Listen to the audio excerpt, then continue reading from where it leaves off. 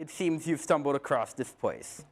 I am Adam, but most people know me as the Loremaster, where I talk about games that have way too much lore.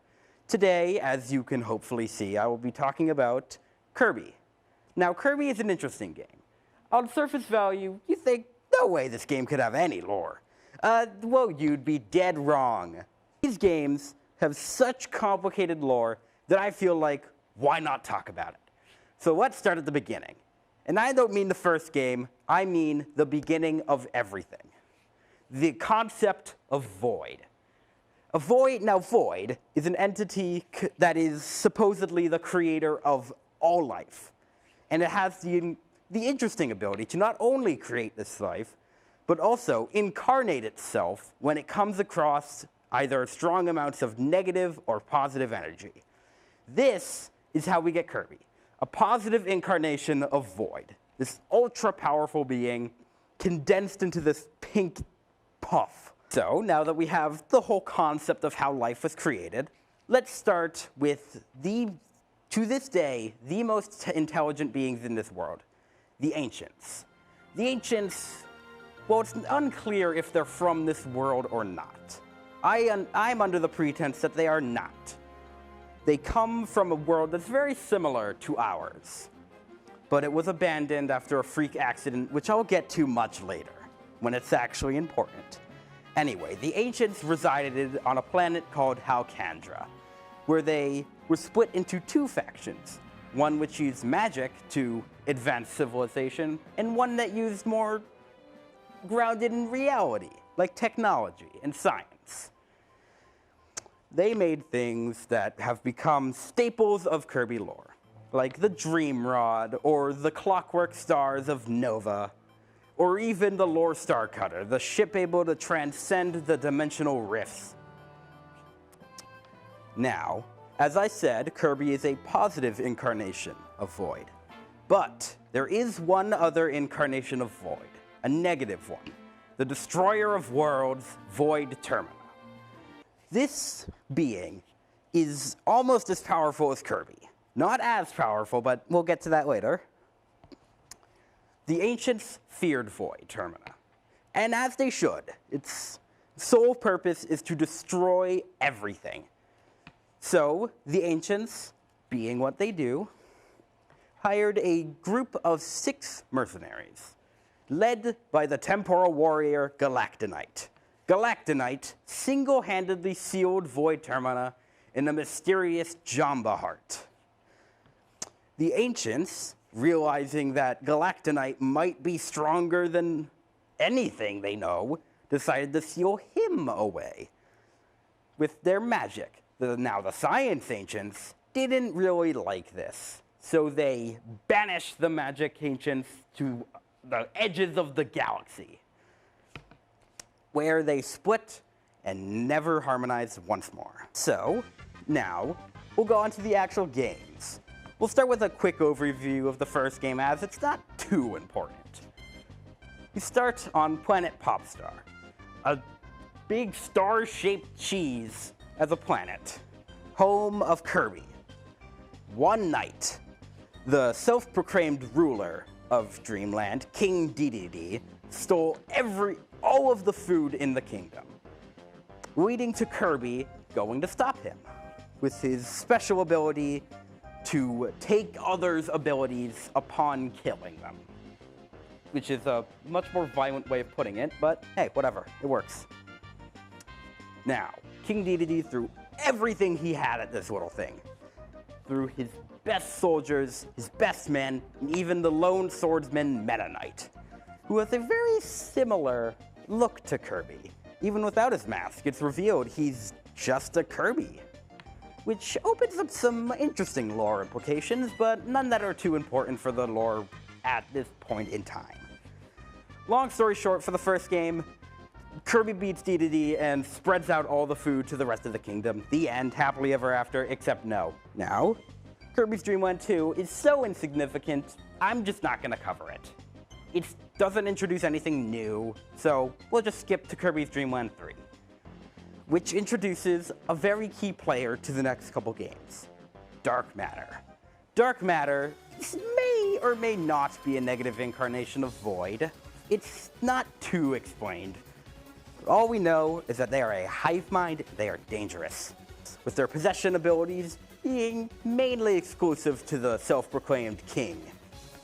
Anyway, Dark Matter tried to douse all of Dreamland in darkness, leading to Kirby having to use the Star Rod to banish them back out into the galaxy. But that did not kill them, as Dark Matter was simply a small piece in the whole of Zero.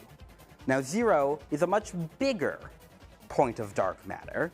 It's a much different Dark Matter, too, though it does the same thing as Dark Matter does. Blinds everything in darkness. Now, Kirby beat Zero, too, once he came to Popstar to douse it in darkness, although Zero did get much closer. And thus, the whole hive mind, angry at Kirby, decided to go get more power by bullying a much lesser world of Ribbon Star, home of fairies, and some random human, but whatever, doesn't matter. Kirby 64, Kirby the Crystal Shards. Dark Matter, they doused the entire planet in darkness. The only reason the fairies are still alive is because Ribbon took the crystal that could defeat Zero and shattered it across the galaxy. Pieces of it landing on Dreamland, oh so close to Kirby. And just so happened, Ribbon was on one of those pieces that was right near Kirby, so Kirby joined Ribbon on their adventure to stop Dark Matter from consuming Ribbon Star forever. Now, a very long and mostly unimportant journey later, and they come across Zero 2, the reincarnation of Zero. It's much more powerful, much more deadly, but just as easily beaten by the Pink Puffball. That is where this part of the Dark Matter trilogy, as I call it, ends. And now we're moving to Kirby Superstar Saga. This game, it isn't too important, but its side modes actually are. Milky Way wishes. Let's go into that, shall we? Now it starts with the sun and the moon fighting for each other. We're not sure why, but we know that they're fighting with each other. Kirby sees this, not sure what to do, when a little jester on a little beach ball named Marks comes in. Says to seek out Nova, a wish-granting clockwork star, which is very similar to another piece of media, but whatever. Now, Kirby travels across the galaxy to learn how to summon Nova, and he does. But just as he's about to make his wish, Mark swoops in from the horizon, taking the wish for himself. And his wish is ultimate power.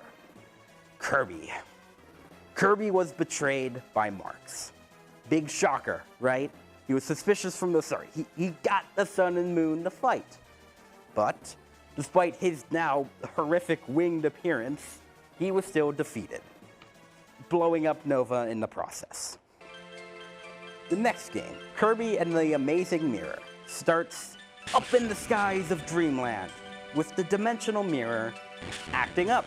Meta Knight, seeing this as a threat, swoops into the mirror and into the strange mirror world, where everyone has their very dark, very edgy counterparts of themselves, especially Meta Knight, with a scarred, dark Meta Knight, trapping him in his own little mirror world, and escaping into the real Dreamland. Meta Knight swoops in, cuts into Kirby, splitting him into 4 separate Kirbys. An odd ability that never gets brought up again, but whatever. These 4 Kirbys still retain the positive energy that Void came across that day he was created, and decided to go into the mirror world and save Meta Knight.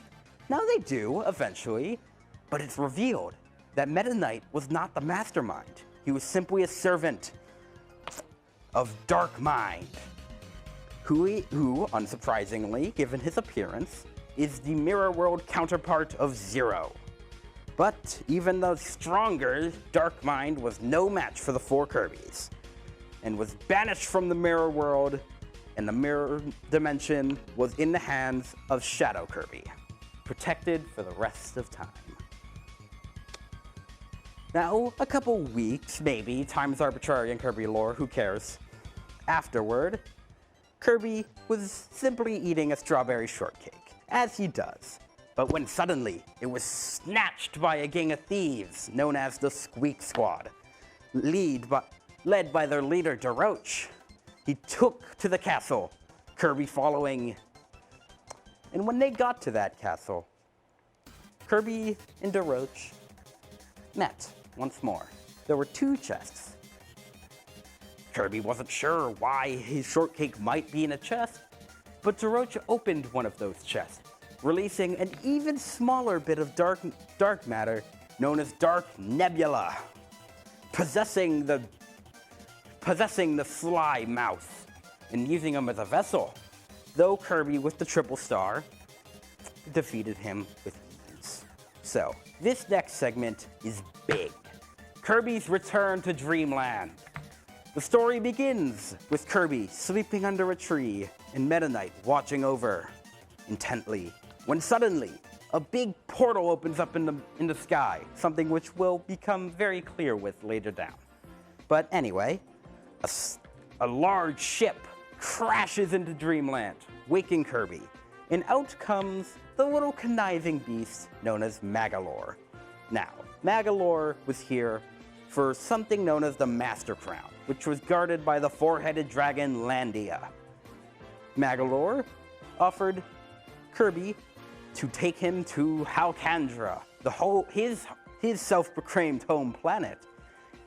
All he needed to do was to track down the Master Crown and give it to Magolor. Kirby, being as naive as he is, decided to agree with this. But Magolor let out some strange things, saying he knew about Kirby from a little friend of his, which, as we'll see in later games, happened to be Mark's. But that's not important now, and won't be important for lore, it's just a fun tidbit. But anyway, after Kirby, Bandana Waddle Dee, King Dedede, and Meta Knight defeat Landia, it drops the Master Crown. Magolor swooping in at the last second, taking it for himself. Kirby got tricked once more. Now, Magolor put on the Master Crown and gained powers of the universe, untold. But Kirby, of course, defeated him, with Magolor changing his ways and deciding to repay by building a really cool theme park. The end of Kirby's Dreamland. Now, we're onto the home stretch. Kirby Triple Deluxe. Now this game starts with a different opening. Kirby, tired after a long day of adventuring, goes to bed. But in his dreams, while he was dreaming, a huge beanstalk sprouts under his house, taking him to the skies of Floralia. Oh god, it's really raspy. Anyway, now Floralia, the very odd place. It's a kingdom ruled by Queen Sectonia, this weird wasp thing that's never explained again because she dies. Not important. Actually, yes, it is. Anyway, Kirby climbs the Dreamstalk and finds that King Dedede's castle was also taken by the Dreamstalk, with the mysterious spider boy Taranza capturing the king, claiming he was the hero of Dreamland and taking him to their dastardly queen. Kirby, finding a problem with this, kept climbing to the very top of the beanstalk, coming into conflict with the now possessed Dedede. After snapping him out of that little phase, Taranza and Queen Sectonia arrived, but Queen Sectonia just swats away Taranza like it's nothing.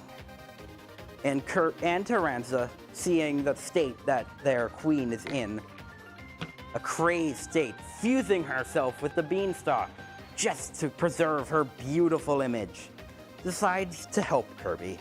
It's a noble sacrifice, especially since, this is the real kicker here, Queen Sectonia was not always like the way she was now. Queen Sectonia used to look a lot like Taranza. Taranza gave her an odd mirror, which seemed to contain dark Meta Knight. But, unaware of this, Taranza gave this to the Queen, who Taranza happened to have some feelings for. Yes, it is important to mention this. Don't try to comment me on that. Anyway, the Queen was corrupted by Dark Meta Knight's influence and hatred for being trapped, causing her to radically change her appearance and personality. Though those feelings for her never went away in terms of Taranza. So it was a bittersweet moment when she had to eventually be put down like a dog. Now, Planet Robobot.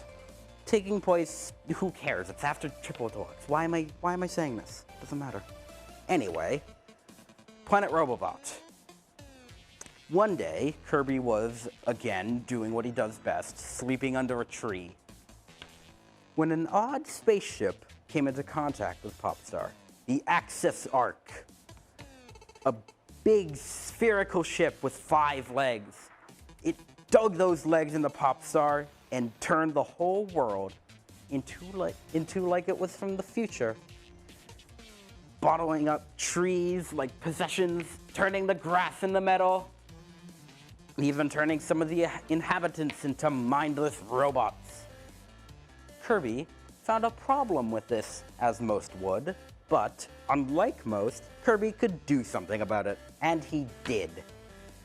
Kirby went up to the leg closest to him, stormed through it like a knight in shining armor, and destroyed it completely. Went through this process so many times, but in the second leg, he encountered someone interesting. Susie, the CEO of the company, Haltman Corp., which was mechanizing Popstar for their own gain.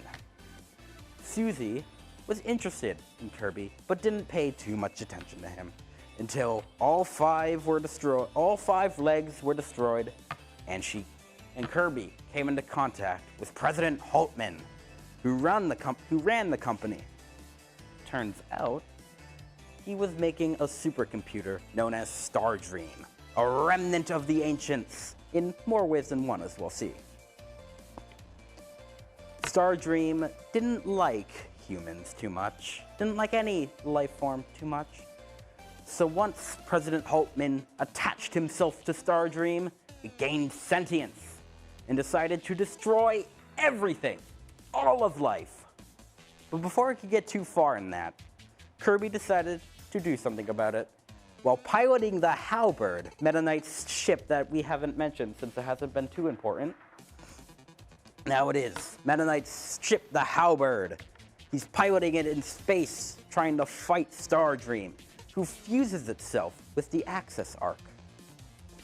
As this happens, it's revealed that the whole Axis Arc was a repurposed clockwork star, so similar to Nova in appearance that it's almost uncanny.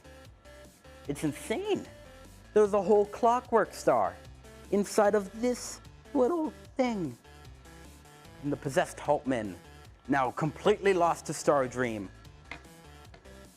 suffered painfully, sadly, as Kirby destroyed the inner core of Stardream, destroying it completely.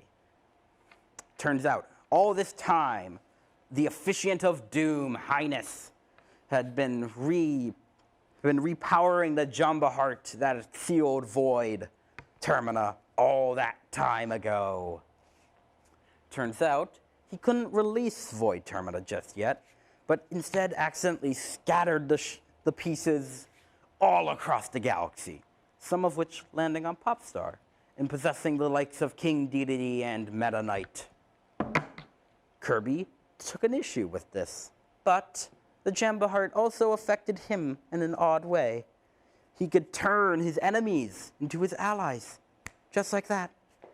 So, with the power of friendship, he uncorrupted Dedede and Meta Knight when an odd ship landed on Popstar. The Gem Bastion drilled its way into Popstar, and Kirby went in, meeting the 3 mage sisters. I forget their names, and they're really hard to pronounce. Anyway, The three generals, the three mage sisters, one with fire powers, one with ice, and one with electric. Though, all were no match for Kirby, and the officiant of doom, Lord Highness, decided to intervene. Now, Lord Highness was an ancient. Yes, at least that's what people think. He always rambled about how he was so upset that the science ancients banished the magic that he and all the other ancients tried to revive Void Termina. The whole reason they were banished in the first place, they were now trying to bring back. Highness, again, didn't exactly know how this worked, but after some research while collecting the Jamba Heart pieces that had shattered across the galaxy, he knew how, and it was with sacrifices. He sacrificed the Mage Sisters and even sacrificed himself as the final piece to reawaken the destroyer of worlds, Void Termina. Its first instinct, to destroy everything in the area.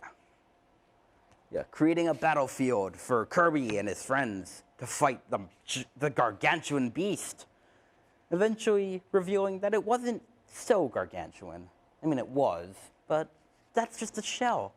Its normal form looks oddly similar to dark matter, which is why people think that dark matter is an incarnation of Void, because him and Void Termina look so similar.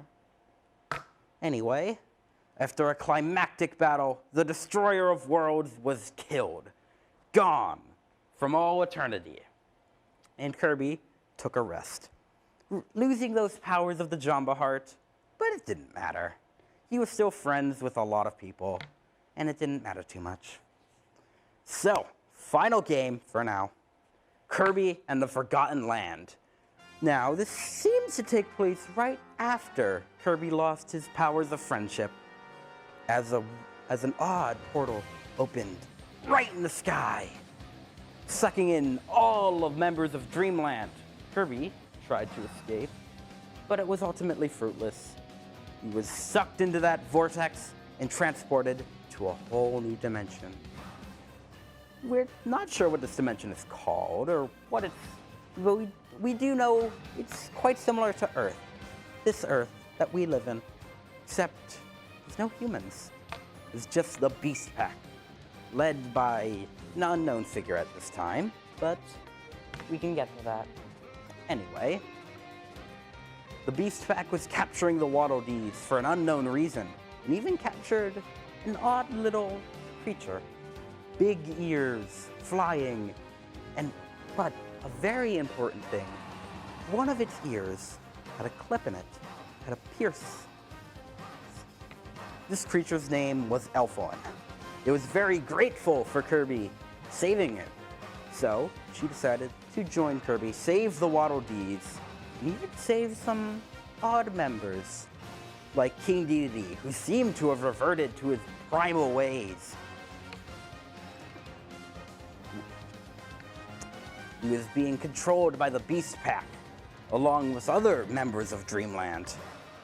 But Dedede had a change of heart. After his wild boar mask was knocked off by the Pink Puffball, Dedede seemed to calm down, almost reverting to his old self once more. But the Beast Pack was moving. They had to get somewhere safe when they found an elevator. Odd. No technology worked until the elevator. But Dedede, seeing one Waddle Dee had tripped up, he threw the Waddle Dee back in the elevator, while Dedede went to face the Beast Pack.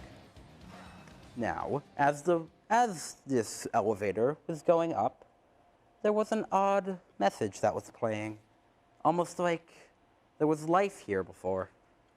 Life before the Beast Pack, far more advanced than anything we've seen. Maybe it was the Ancients. Who knows?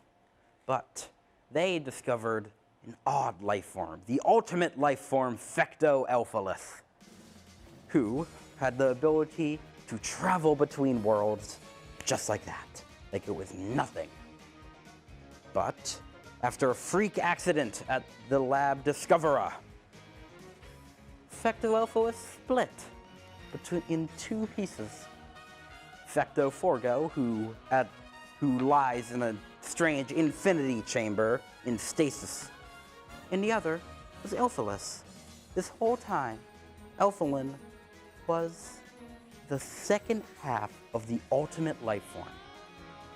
Though Kirby confronting the leader of the Beast Packs, Leongar.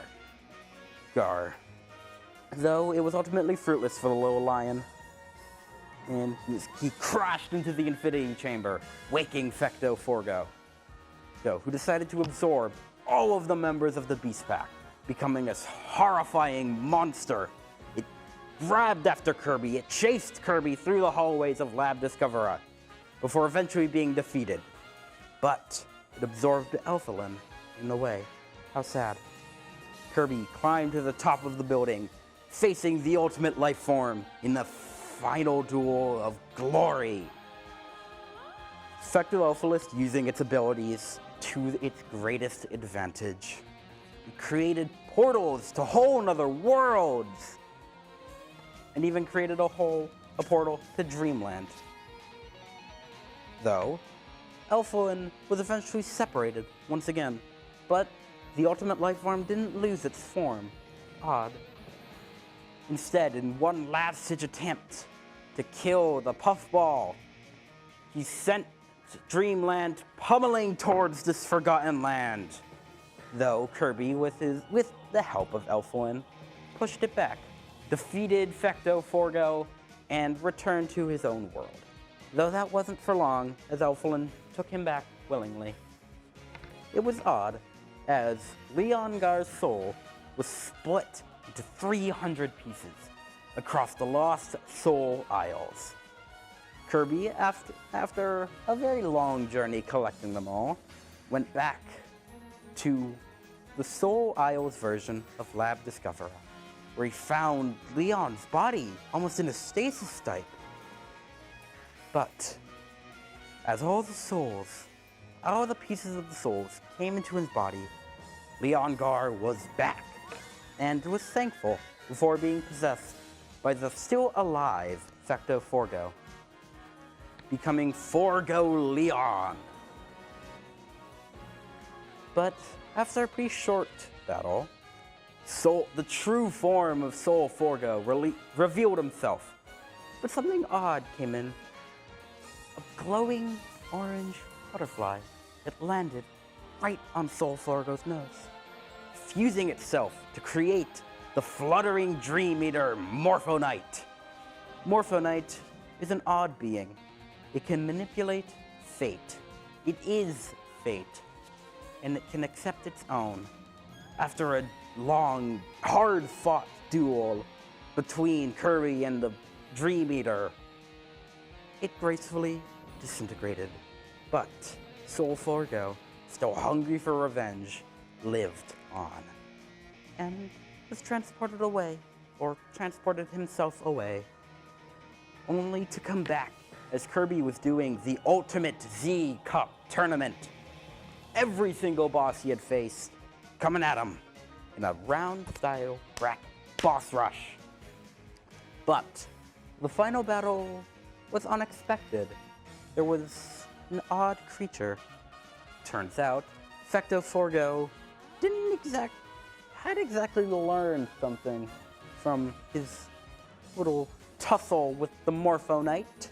He learned how to harness chaos, becoming the being born of chaos, Chaos Alphaless, retaining his form as Fecto Alphaless, but with an odd design change. Though, once Kirby did what he did to split Alphalin and Fecto Forgo, Chaos Alphaless remained as an odd orb shape. This being was far more powerful than anything that could ever happen. Anything. Everything that we ever know, that we ever seen in Kirby, besides Kirby himself, was nothing compared to this being born of chaos. Though, Kirby, after a very long time, defeated Chaos Alphaless, the soul of Fecto Forgo finally deciding to be at peace. Well, I hope you enjoyed that, hopefully not too long story. I tend to get sidetracked. I have many more stories to tell, but that was for another day. Do come back, for I am Adam the Loremaster. And good day to you. Yes! Got it! Woo! Okay, Jack, mute Mite 6. I'm gonna come up there.